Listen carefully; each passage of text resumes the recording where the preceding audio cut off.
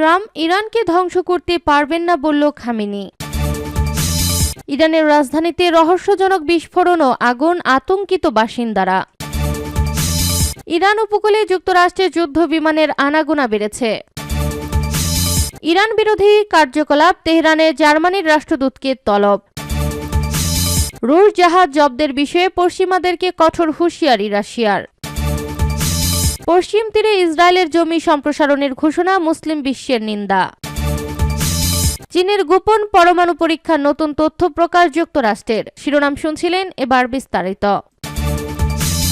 Trump ইরানকে ধ্বংস করতে পারবেন না বলল খামেনি। মার্কিন প্রেসিডেন্ট ডোনাল্ড ট্রাম্পের শাসন ব্যবস্থা পরিবর্তনের হুমকিকে সরাসরি প্রত্যাখ্যান করে কড়া হুঁশিয়ারি উচ্চারণ করেছেন ইরানের সর্বোচ্চ নেতা আয়াতুল্লাহ আলী খামেনি। তিনি মঙ্গলবার টেলিভিশনে দেওয়া এক ভাষণে বলেন, তার পূর্বসূরীদের মতো ট্রাম্পও ইরানকে ধ্বংস করতে ব্যর্থ হবে। তেহরানের পরমাণু কর্মসূচি বন্ধে ওয়াশিংটনের ক্রমবর্ধমান চাপের মুখে খামেনি দৃঢ়তার সাথে জানান, পরমাণু প্রযুক্তি ইরানের সহজাত অধিকার এবং কোনো ধরনের চাপের মুখে তারা মাথা নত করবে না। সম্প্রতি পারস্য উপসাগরে যুক্তরাষ্ট্রের বিশাল সামরিক উপস্থিতির কথা উল্লেখ করে মার্কিন প্রেসিডেন্ট মন্তব্য করেছিলেন, ইরানের শাসন ব্যবস্থার পরিবর্তন হবে দেশটির জন্য সবথেকে মঙ্গলজনক ঘটনা। ট্রাম্পের এই বক্তব্যের জবাবে খামেনি বলেন, গত ৪৭ বছর ধরে আমেরিকা ইসলামী প্রজাতন্ত্র ইরানকে ধ্বংস করার চেষ্টা করলেও সফল হতে পারেনি এবং ভবিষ্যতেও পারবে না। মার্কিন রণতরী মোতায়েন নিয়ে সতর্ক বার্তা দিয়ে তিনি আরও বলেন, একটি যুদ্ধজাহাজ অবশ্যই বিপজ্জনক অস্ত্র, কিন্তু তার চেয়েও বড় বিপদ হলো সেই অস্ত্র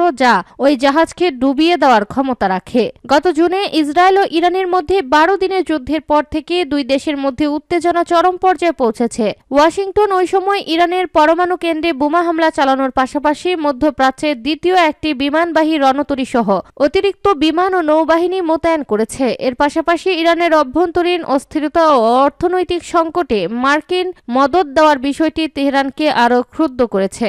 ইরানের রাজধানীতে রহস্যজনক বিস্ফোরণ ও আগুন, আতঙ্কিত বাসিন্দারা। ইরানের রাজধানী তেহরানের উপকণ্ঠে অবস্থিত পারন্দ শহরে ভয়াবহ অগ্নিকাণ্ডের খবর পাওয়া গেছে। বুধবার স্থানীয় সময় সন্ধ্যায় এই অগ্নিকাণ্ডের ঘটনা ঘটে বলে দেশটির রাষ্ট্রীয় সংবাদ মাধ্যম নিশ্চিত করেছে। পারন্দ এলাকাটি বেশ কিছু গুরুত্বপূর্ণ সামরিক ও কৌশলগত স্থাপনার নিকটবর্তী হওয়ায় এই ঘটনাটি দ্রুত জনমনে চাঞ্চল্য ও উদ্বেগের সৃষ্টি করেছে। সামাজিক যোগাযোগ মাধ্যমে ছড়িয়ে পড়া ভিডিওগুলোতে দেখা গেছে পারন্দ শহরের আকাশ কালো ধোঁয়ায় ঢেকে গেছে এবং দূর থেকেও সেই ধোঁয়ার কুণ্ডলী স্পষ্টভাবে লক্ষ্য করা যাচ্ছে। অদ্ভুত পরিস্থিতিতে স্থানীয় বাসিন্দাদের মধ্যে কিছুটা আতঙ্ক ছড়িয়ে পড়লেও সরকারি পক্ষ থেকে দ্রুত পরিস্থিতি ব্যাখ্যা করা হয়েছে। পারন্দ ফায়ার সার্ভিসের উদ্ধৃতি দিয়ে রাষ্ট্রীয় গণমাধ্যম জানিয়েছে, এই আগুনের সূত্রপাত মূলত পারন্দ নদীর তীরে বিস্তীর্ণ নলখাগড়ার বন থেকে হয়েছে। কর্তৃপক্ষ আরও জানিয়েছে, অগ্নি নির্বাপক বাহিনীর বেশ কয়েকটি ইউনিট বর্তমানে ঘটনাস্থলে অবস্থান করছে এবং আগুন নিয়ন্ত্রণে আনার কাজ চালিয়ে যাচ্ছে। কৌশলগতভাবে সংবেদনশীল এলাকার কাছাকাছি এই আগুন লাগলেও এখন পর্যন্ত কোনো ক্ষয়ক্ষতির পরিমাণ বা প্রাণহানির খবর পাওয়া যায়নি। অগ্নিকাণ্ডের প্রকৃত কারণ অনুসন্ধানে তদন্ত চলছে বলে প্রশাসনের পক্ষ থেকে জানানো হয়েছে। ইরান উপকূলে যুক্তরাষ্ট্রের যুদ্ধ বিমানের আনাগোনা বেড়েছে। যুক্তরাষ্ট্র ও ইরান পারমাণবিক চুক্তি নিয়ে আলোচনার দ্বিতীয় দফায় গড়িয়েছে। তার মধ্যে বিমানবাহী রণতরীর পর এবার পশ্চিম এশিয়ায় ইরান উপকূলের কাছে যুদ্ধ বিমান মোতায়েন বাড়ালো যুক্তরাষ্ট্রের প্রেসিডেন্ট ডোনাল্ড ট্রাম্পের প্রশাসন। অঞ্চলটিতে গত ২৪ ঘন্টায় F-35, F-22 এবং F-16 মিলিয়ে ৫০টির বেশি যুদ্ধ বিমান মোতায়েন করেছে যুক্তরাষ্ট্রের সামরিক বাহিনী। মার্কিন সংবাদ মাধ্যম এক্সিওস এই খবর জানিয়েছে। এক মার্কিন কর্মকর্তা তার উদ্ধৃতি দিয়ে খবরটি জানায় তারা। বেশ কিছুদিন থেকেই পশ্চিম এশিয়ায় ইরানের কাছাকাছি এলাকার সমুদ্রে নিজেদের সামরিক উপস্থিতি বাড়াচ্ছে যুক্তরাষ্ট্র। গত বছর ডিসেম্বরের ওই অঞ্চলের দিকে যাত্রা শুরু করেছিল মার্কিন বিমানবাহী যুদ্ধজাহাজ USS আব্রাহাম লিঙ্কন। এই বিমানবাহী রণতরীর সঙ্গী 3টি আর্লে বার্গ শ্রেণীর ডেস্ট্রয়ারও পশ্চিম এশিয়ার উদ্দেশ্যে রওনা দিয়েছিল। এবছর জানুয়ারির শেষ সপ্তাহ থেকেই ইরান উপকূলের কাছে সেগুলো ঘাঁটি গেড়েছে।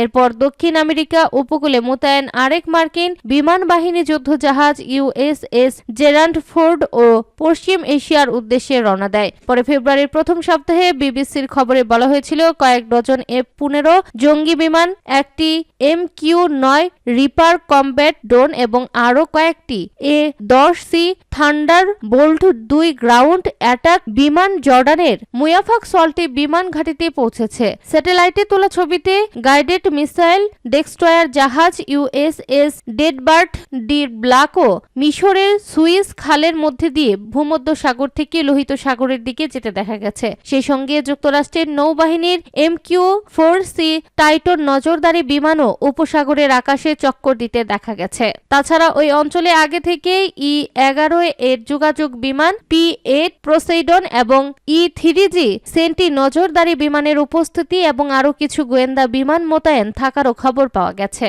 ইরান বিরোধী কার্যকলাপ, তেহরানে জার্মানির রাষ্ট্রদূতকে তলব। জার্মানিতে ইরান বিরোধী কার্যকলাপের প্রতিবাদে তেহরানের জার্মানির রাষ্ট্রদূতকে তলব করেছে ইরান। ইরানের রাষ্ট্রীয় গণমাধ্যমের খবর অনুযায়ী পররাষ্ট্র মন্ত্রণালয়ের এক বৈঠকে তলব করে রাষ্ট্রদূত অ্যাক্রেল ভিটম্যানকে ইরান সরকারের আপত্তির কথা জানানো হয়। বৈঠকটি কখন হয়েছে তা জানা যায়নি। জার্মানি পররাষ্ট্র দপ্তরও প্রাথমিকভাবে এই বিষয়ে কোনো মন্তব্য করেনি, তবে ধারণা করা হচ্ছে ইরানের এই প্রতিক্রিয়ায় দেশটির বিরুদ্ধে গত শনিবার মিউনিখে হয়ে যাওয়া বিক্ষোভ সমাবেশের ভূমিকা থাকতে পারে। প্রায় 2.5 লাখ মানুষ ওই সমাবেশে অংশ নেন। জার্মানির এফডিপি দলের মারি আগনেস স্ট্রাক জিমারমান এবং সিডিইউর পররাষ্ট্র নীতি বিষয়ক আইন প্রণেতা আর্মিন লাশেট সহ বেশ কয়েকজন জার্মান রাজনীতিবিদ ওই বিক্ষোভ কর্মসূচির সঙ্গে সংহতি প্রকাশ করেন। মিউনিক নিরাপত্তা সম্মেলনের সময় অনুষ্ঠিত সমাবেশটি হয় ইরানের সাবেক শাসক রেজা শাহ পাহলভির সন্তান, ইরানের বর্তমান সরকার বিরোধী আন্দোলনের অন্যতম প্রধান ব্যক্তিত্ব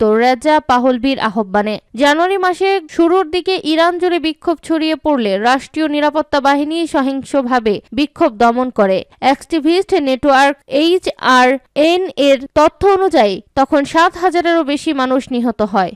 রুশ জাহাজ জব্দের বিষয়ে পশ্চিমাদেরকে কঠোর হুঁশিয়ারি রাশিয়ার জাহাজ বা সম্পদ জব্দ করার চেষ্টা করা হলে ইউরোপীয় শক্তিগুলোর বিরুদ্ধে কঠোর সামরিক ব্যবস্থার হুঁশিয়ারি দিয়েছেন প্রেসিডেন্ট ভ্লাদিমির পুতিনের ঘনিষ্ঠ সহযোগী নিকোলাই পাত্রুশেভ। মঙ্গলবার তিনি জানান, রুশ নৌবাহিনী তাদের জাহাজ রক্ষা করতে এবং প্রয়োজনে পাল্টা প্রতিশোধ নিতে প্রস্তুত। ক্রেমলিনের এই প্রভাবশালী নেতা ও রাশিয়ার মেরিটাইম বোর্ডের চেয়ারম্যান পারুশেভ রুশ গণমাধ্যম আর্গুমেন্টি কে দেওয়া এক সাক্ষাৎকারে পশ্চিমা দেশগুলোর এই পদক্ষেপকে জলদস্যুতা হিসেবে অভিহিত করেন। তিনি বলেন, যদি আমরা এখনই এর কঠোর জবাব না দেই তবে ব্রিটেন, ফ্রান্স এমনকি ব্লান্টিক রাষ্ট্রগুলো ভবিষ্যতে এতটাই উদ্ধত হয়ে উঠবে যে তারা আটলান্টিক অববাহিকায় আমাদের সমুদ্রপথে যাতায়াত বন্ধ করার চেষ্টা করবে। ইউক্রেন যুদ্ধের প্রেক্ষিতে রাশিয়ার উপর 30,000-এরও বেশি নিষেধাজ্ঞা আরোপ করেছে পশ্চিমা দেশগুলো। এর অংশ হিসেবে রাশিয়ার তেল বাণিজ্য এবং আর্থিক খাতকে পঙ্গু করে দিতে বিভিন্ন সময় রুশ পতাকাবাহী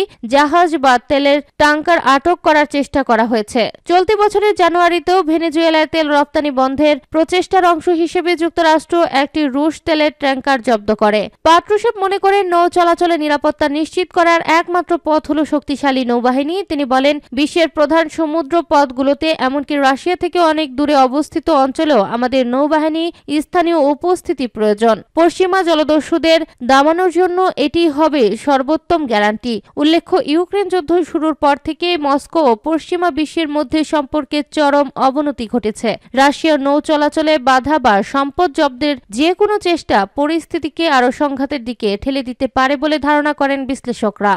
পশ্চিম তীরে ইসরায়েলের জমি সম্প্রসারণের ঘোষণা, মুসলিম বিশ্বের নিন্দা। যুক্তরাষ্ট্রের প্রেসিডেন্ট ডোনাল্ড ট্রাম্পের নেতৃত্বে অনুষ্ঠিত গাজার শান্তি শীর্ষ সম্মেলনের আগে পাকিস্তান সহ 7টি গুরুত্বপূর্ণ মুসলিম দেশ মঙ্গলবার ইসরায়েলের পশ্চিম তীরে কিছু জমিকে রাষ্ট্র জমি হিসেবে ঘোষণা এবং বসতি সম্প্রসারণের সিদ্ধান্তকে তীব্রভাবে নিন্দা জানিয়েছে। পাকিস্তানের পররাষ্ট্র মন্ত্রণালয়ের মাধ্যমে প্রকাশিত যৌথ বিবৃতিতে বলা হয়েছে, পাকিস্তান, মিশর, জর্ডান, সংযুক্ত আরব আমিরাত, ইন্দোনেশিয়া, তুরস্ক, সৌদি আরব এবং কাতারের পররাষ্ট্রমন্ত্রীরা এই পদক্ষেপকে অবৈধ এবং গুরুতর উত্তেজনা সৃষ্টিকারী হিসেবে আখ্যায়িত করেছেন। বিবৃতিতে উল্লেখ করা হয়েছে, ইসরায়েলি দখলকৃত অঞ্চলে এই একপক্ষীয় পদক্ষেপ অবৈধ বসতি সম্প্রসারণ, জমি দখল এবং ইসরায়েলের নিয়ন্ত্রণ জোরদারের উদ্দেশ্য বহন করছে, যা ফিলিস্তিনিদের বৈধ অধিকারকে ক্ষুণ্ণ করছে। এছাড়া এটি চতুর্থ জেনেভা কনভেনশন এবং জাতিসংঘ নিরাপত্তা পরিষদের প্রাসঙ্গিক রেজুলেশন, বিশেষ করে জাতিসংঘ নিরাপত্তা পরিষদের রেজলিউশন 2334 লঙ্ঘন করছে। বিবৃতিতে আরো বলা হয়েছে, এই ধরনের পদক্ষেপ পশ্চিম তীরের আইনগত, ঐতিহাসিক ও জনসংখ্যাগত অবস্থানকে পরিবর্তনের চেষ্টা, দখল শেষ করার দায়িত্ব উপেক্ষা এবং বল প্রয়োগের মাধ্যমে জমি অধিগ্রহণের নিষেধাজ্ঞা লঙ্ঘন করছে। একপক্ষীয় পদক্ষেপ দুই রাষ্ট্র সমাধানকে ক্ষতিগ্রস্ত করবে, স্বাধীন ফিলিস্তিন রাষ্ট্র প্রতিষ্ঠার সম্ভাবনা হ্রাস করবে এবং অঞ্চলটিতে স্থায়ী শান্তি অর্জনের প্রচেষ্টাকে বিপন্ন করবে। চীনের গোপন পরমাণু পরীক্ষার নতুন তথ্য প্রকাশ যুক্তরাষ্ট্রের একজন জ্যেষ্ঠ মার্কিন কর্মকর্তা দাবি করেছেন, গোপনে পারমাণবিক পরীক্ষা চালিয়েছে চীন। তিনি বলেন, 2020 সালের জুন মাসে একটি গোপন ভূগর্ভস্থ পারমাণবিক বিস্ফোরণ ঘটিয়েছিল চীন। এই সংক্রান্ত নতুন কিছু তথ্য তাদের হাতে এসেছে বলে জানিয়েছেন তিনি খবর বার্তা সংস্থা রয়টার্সের। চীনা পারমাণবিক পরীক্ষা সম্পর্কে নতুন গোয়েন্দা তথ্য প্রকাশ করেছে মার্কিন সরকার। যুক্তরাষ্ট্রের পররাষ্ট্র দপ্তরের সহকারী সচিব ক্রিস্টোফার ইয়া ওয়াশিংটনে এক গবেষণা প্রতিষ্ঠানে আয়োজিত অনুষ্ঠানে বলেন, কাজাখস্তানের একটি দূরবর্তী ভূকম্পন পর্যবেক্ষণ কেন্দ্র 2020 সালে 22 জুন পশ্চিম চীনের লুপ নূর পরীক্ষা কেন্দ্র থেকে প্রায় 720 কিলোমিটার দূরে 2.75 মাত্রার একটি ভূমিকম্প শনাক্ত করেছিল। ইয়াও বলেন, এটি বিস্ফোরণ ছাড়া অন্য কিছু হওয়ার সম্ভাবনা খুব কম। এইসব তথ্য খনি শিল্পে ব্যবহৃত বিস্ফোরণের সঙ্গে সামঞ্জস্যপূর্ণ নয়। এটি কোনোভাবেই ভূমিকম্পের সঙ্গে মেলে না। এটি ঠিক সেই ধরনের সংকেত যা একটি পারমাণবিক বিস্ফোরণ পরীক্ষার ক্ষেত্রে প্রত্যাশিত বলেও জানান তিনি। তবে পারমাণবিক পরীক্ষার বিস্ফোরণ শনাক্তের দায়িত্বপ্রাপ্ত আন্তর্জাতিক সংস্থা জানিয়েছে, ইয়াওয়ের এই অভিযোগ নিশ্চিত করার মতো পর্যাপ্ত তথ্য তাদের কাছে নেই। ওয়াশিংটনে অবস্থিত চীনা দূতাবাসের মুখপাত্র লিউ পিংইউ বলেন, চীনের পারমাণবিক পরীক্ষা চালানোর অভিযোগ সম্পূর্ণ ভিত্তিহীন এবং এটি যুক্তরাষ্ট্রের পারমাণবিক পরীক্ষা পুনরায় শুরুর অজুহাত তৈরির চেষ্টা মাত্র।